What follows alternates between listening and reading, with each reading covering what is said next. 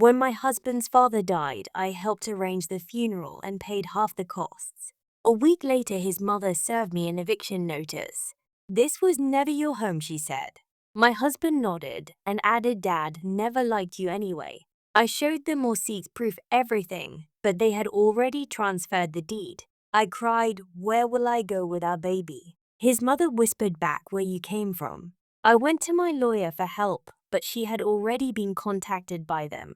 And I was with Mike for 7 years, married for 4. We had a baby girl, Sophie, 9 months old when all this happened. We lived in his father's house. Frank, the old man, was cold to me from the start. Never said much. Always had this way of looking at me like I was a stray dog Mike drugged in. But I stay polite. I cooked, cleaned, helped where I could. Frank got cancer and went downhill fast. Stage 4. It was awful. He didn't want anyone helping him. But someone had to. Eleanor, my mother-in-law, barely did anything except yell and disappear for hours.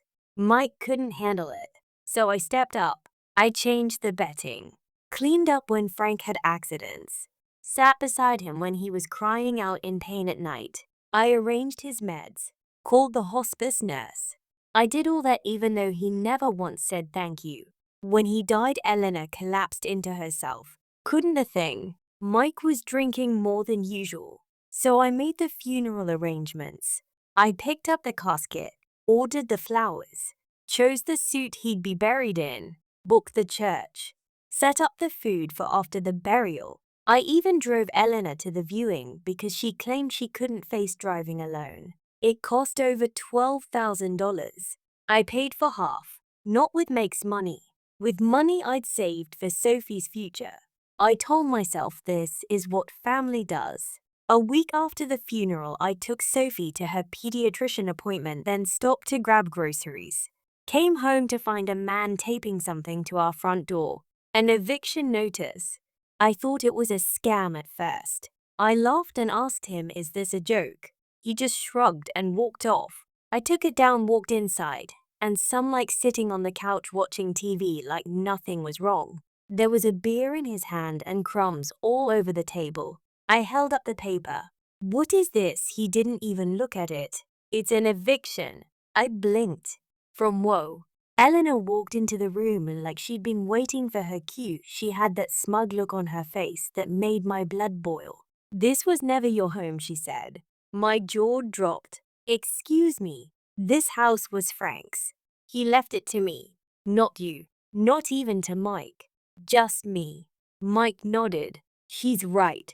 Dad said he didn't want to living here after he was gone. He didn't trust you. I laughed, but it sounded shaky. I paid for half the damn funeral. I've lived here for 4 years. I paid utilities, bought groceries, raised our baby here. Eleanor rolled her eyes. And that was very generous of you. But that doesn't make it yours. You can't just kick me out, I said, holding Sophie tight. Where am I supposed to go? She looked me dead in the eyes and whispered back, where you came from. That hit me like a punch. Like didn't say a word. Just kept drinking. The next morning, I called my lawyer. Well, our lawyer. She was the one who helped us with our will after Sophie was born.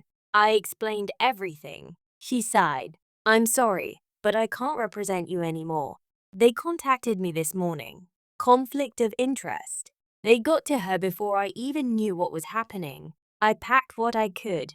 I only had about 20 minutes before Eleanor showed up again and started threatening to call the cops. She told me I had no legal right to stay. I grabbed Sophie's clothes, diapers, bottles, my clothes, some of her toys.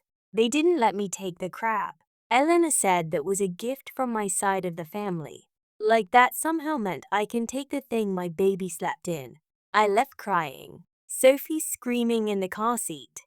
We drove to my cousin Cheryl's house 2 towns over. She was the only one who opened her door without asking questions. I sat in her guest room for days just rocking Sophie and staring at the wall. I wanted to scream, cry, destroy something. I had been betrayed in the most heartless way. But after the grief passed, something else took over. Rage, so I started digging. I didn't have much left. A suitcase of clothes, a baby, and anger like fire in my chest. I started by going through all old emails, bank statements, anything that could give me a crack to push into.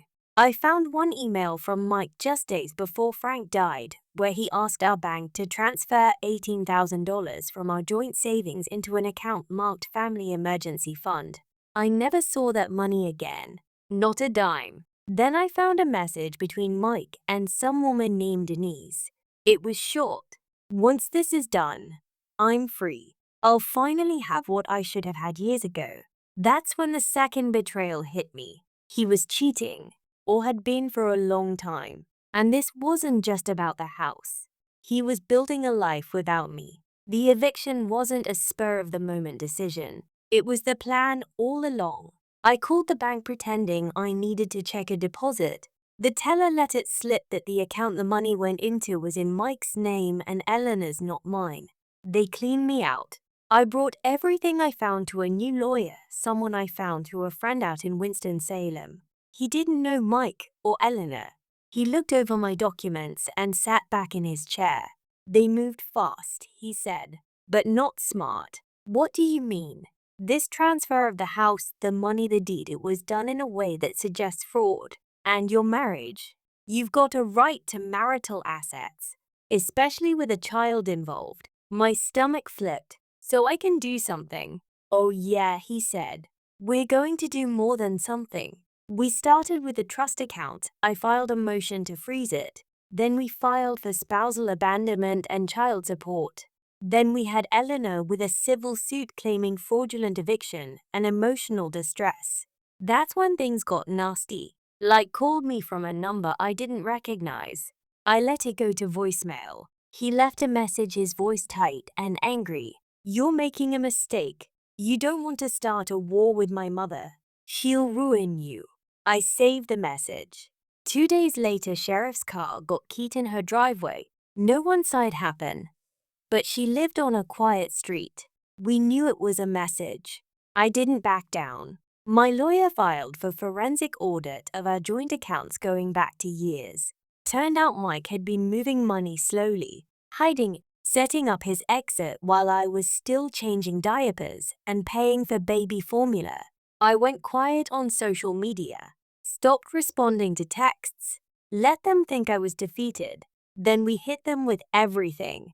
A subpoena for their financials, a motion to force them to account for how they transferred the deed before the will was officially executed, and a demand for full custody citing instability and emotional harm. Eleanor tried to call me, left me a message crying. I didn't mean for it to go this far.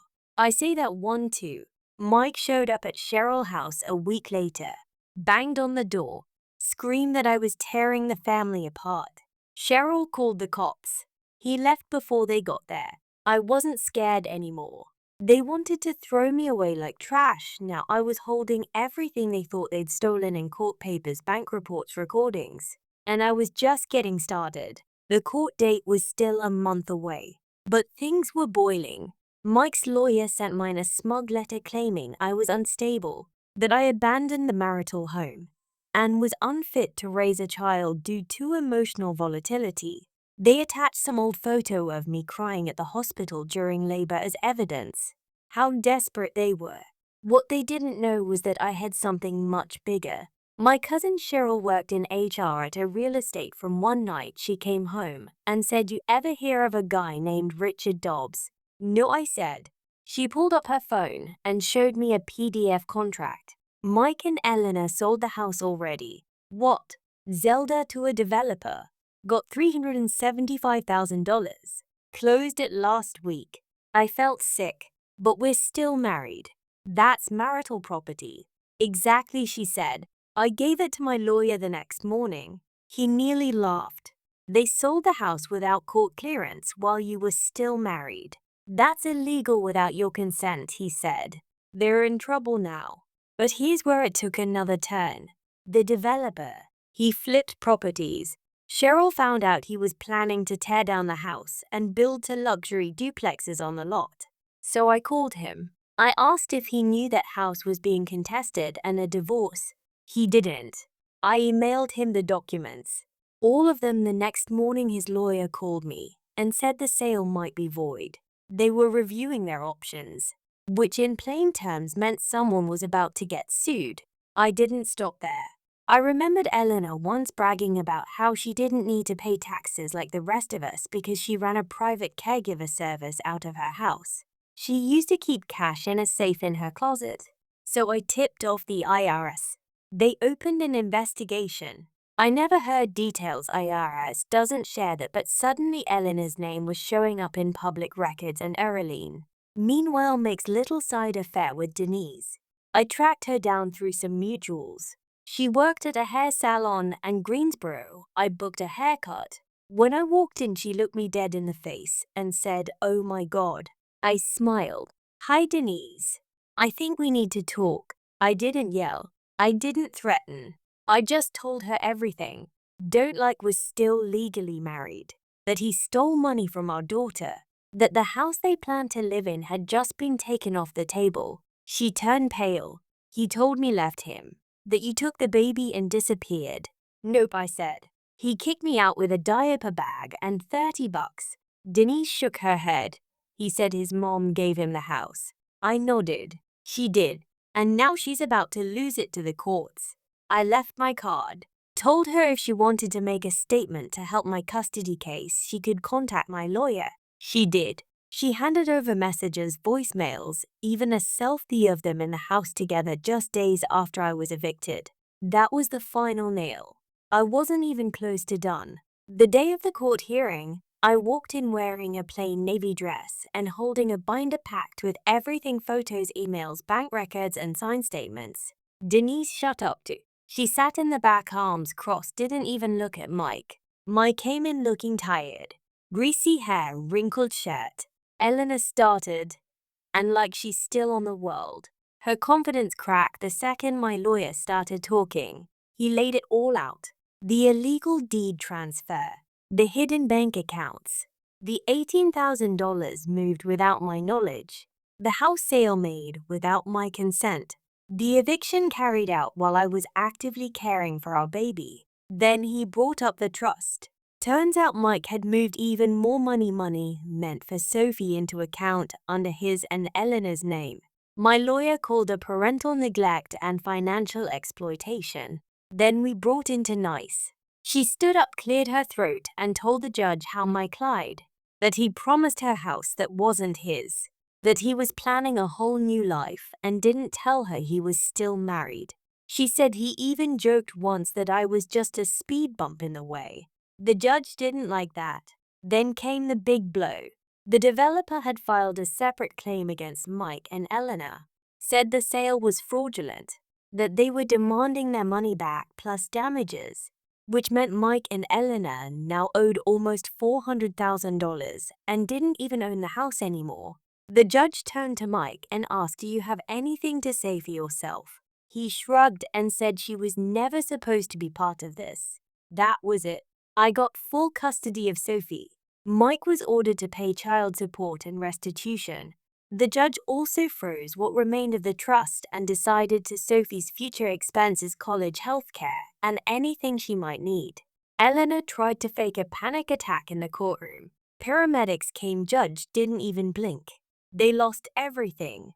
And me. I didn't come out perfect either. I was angry. Better. I wasted years with a man who never really left me. I didn't see the signs. I trusted people I shouldn't have. I should have protected my money, read the fine print, and kept my eyes open.